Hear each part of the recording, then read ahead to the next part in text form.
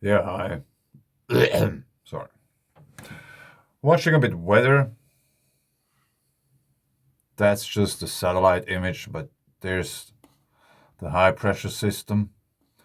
Here's the Kursk magnetic anomaly, and we are really soon in the spring equinox. So this might just get stronger, which makes this kind of boundary here that makes all those things which are coming from the west, the bad weather system, crush into this kind of invisible wall. And now we have here, like I said, expecting bad weather in Portugal, Spain, France, Italy, and Switzerland. These are pictures from Switzerland today. I will put a link below. We have Saharan dust in Switzerland. That's why the sky is so yellow.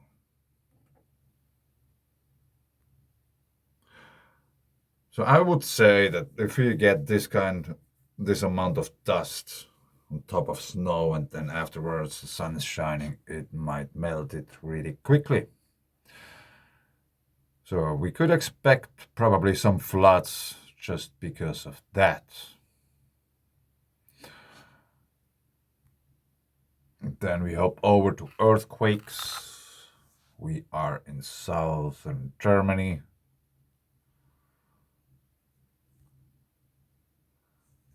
Okay. So there has been a quake in the bend of the Rhine River.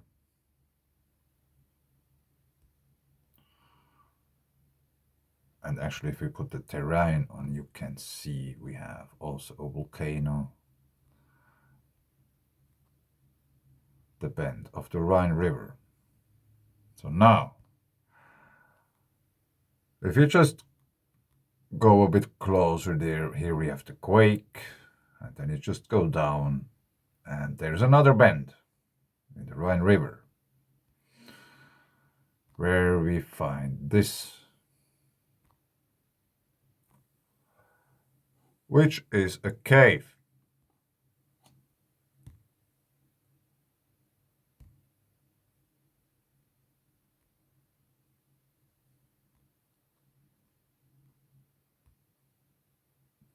Really interesting. Water flowing through. You can see the layering.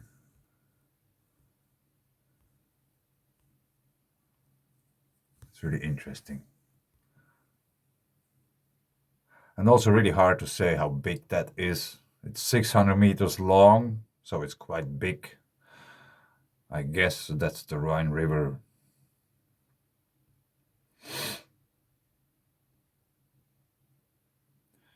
Tschamberhöhle. Here it says it's 600 meters long. Waterfall 1, waterfall 2.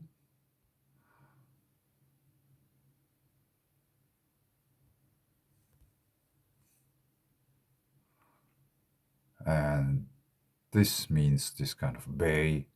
I don't know exactly where they see a bay here, but anyway.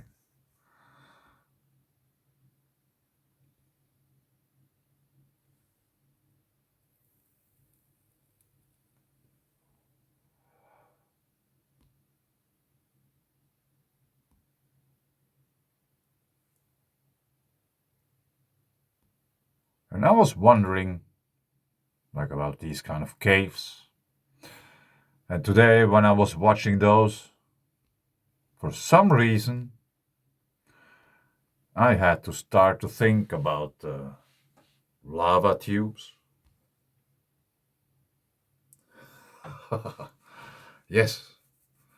For some reason, I started to think about lava tubes since it's probably 200 kilometers or something from there where we have the Donnersberg, the Thunder Mountain, which is a cryptodome.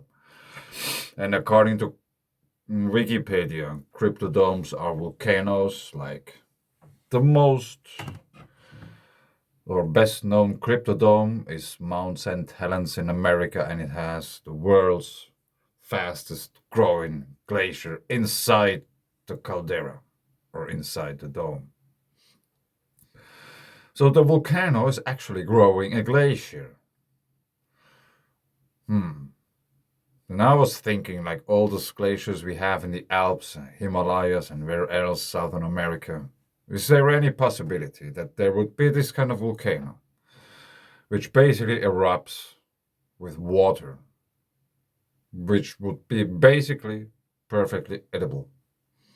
It's not poisonous, it's not hot, it's just really much.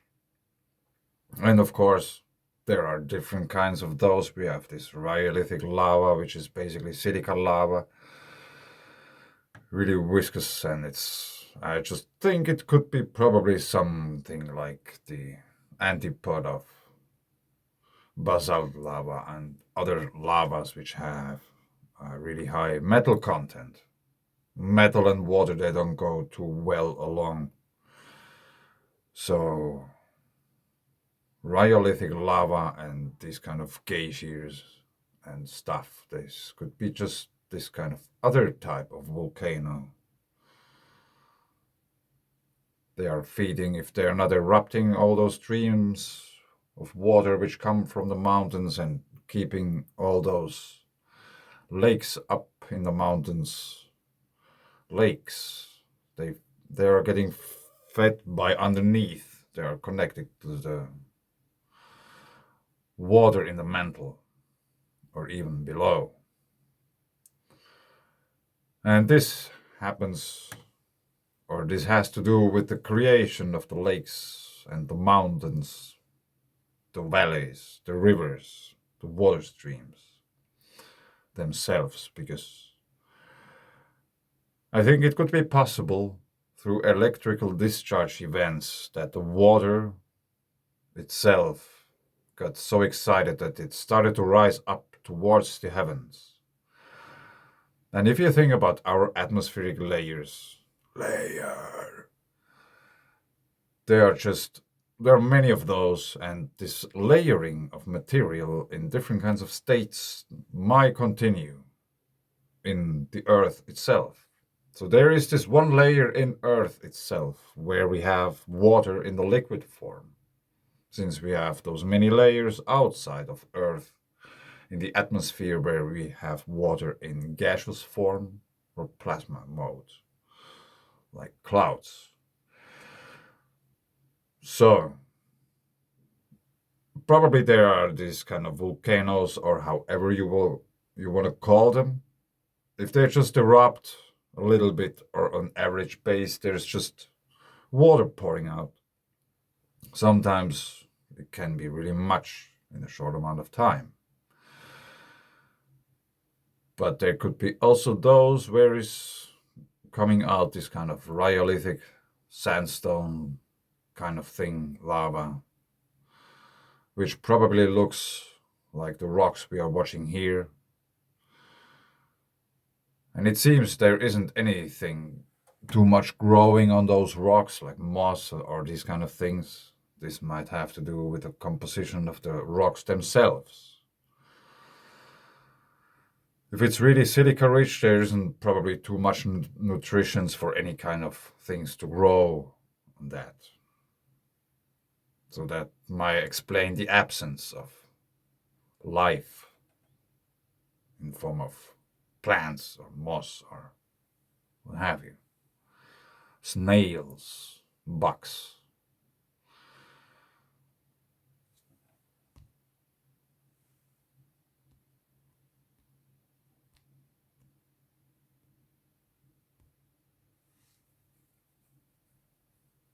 Yeah, and it's really interesting. I wasn't really in the mood to talk at all, like you probably noticed in the beginning of the video. And I just thought I'd make an empirical experiment. Since many say it's healthy to talk, I don't know if it's explicitly talking to someone. I'm basically talking to my phone. A really sophisticated brick. Yeah. It's really interesting. An experiment about awareness.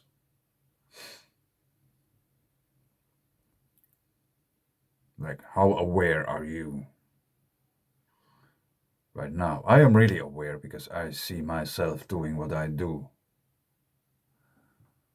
And think about it.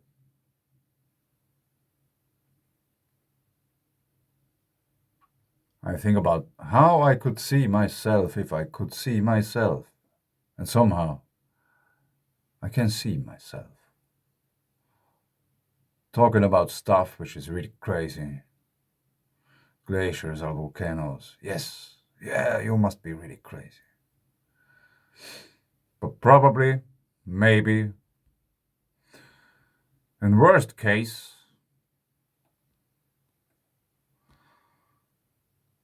at the time, it turns out I have been right after all. There won't be any internet. Many people might have bigger problems than sharing.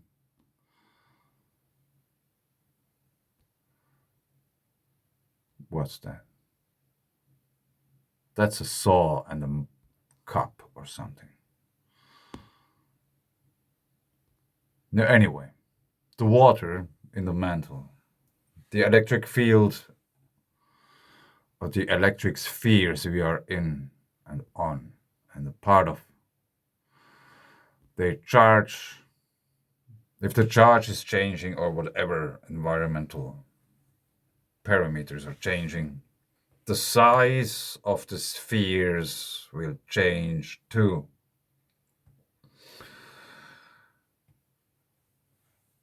If you have a bad day,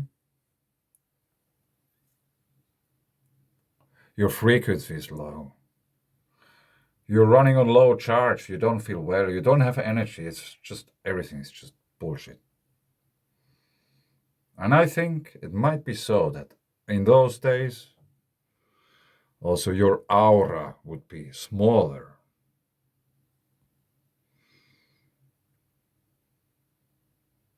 And at the end of days, when your life is coming to an end, the energy is just stopping to flow. The aura will shrink and shrink and shrink. And if you ever have watched a soap bubble, if you ever have blown soap bubbles, you will notice that in the moment it explodes. I don't say that it's the same principle because in the soap bubble we have gravity, which is pulling all the water downwards, and then it's just like, you know. Anyway, the moment it explodes, it doesn't exist anymore.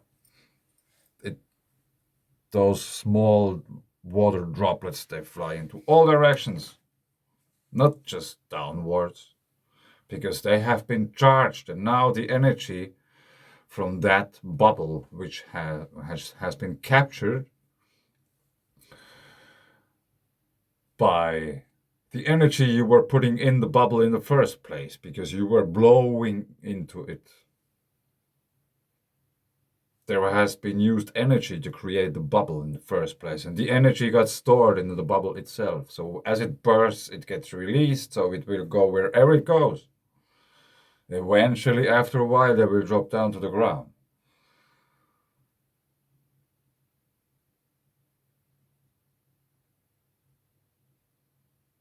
So, the charge or the electromagnetic environment is the thing which regulates the size of the spheres.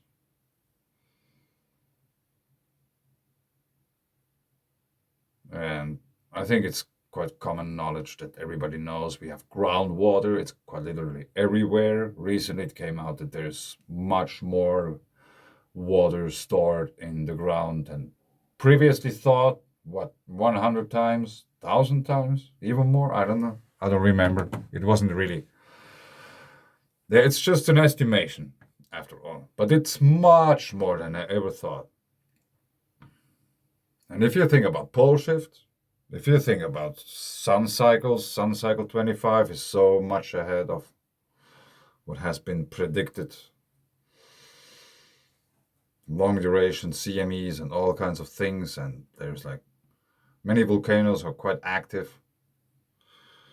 There has been big quakes almost simultaneously as the CME hit Earth in the first shock wave in Indonesia region, Banda Sea and this kind, where our magnetic North Pole is traveling towards. And it's really interesting to see now it is about 5 miles per month. Does it speed up? Will it speed up?